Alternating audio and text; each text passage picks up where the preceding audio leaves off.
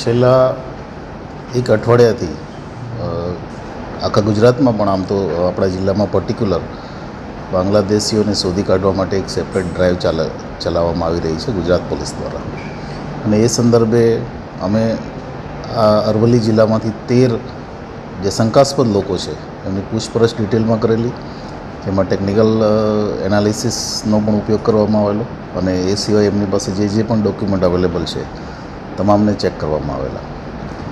એ બધું ચેક કર્યા પછી 2 દિવસ પહેલાં અમને નૂપુર ડોટર ઓફ નૂર મોહમ્મદ હવાલદાર, કે જે આમ તો અમદાવાદ રહે છે પણ છેલ્લા 2-3 અઠવાડિયાથી મોડાસા ખાતે આવેલા અને તેઓ મૂળ બાંગ્લાદેશના છે.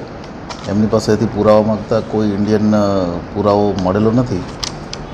પોતે મસાજનું કામ કરે છે અલગ અલગ સ્પા સેન્ટર્સમાં અને અમદાવાદ કુબેરનગર ખાતે રહે છે.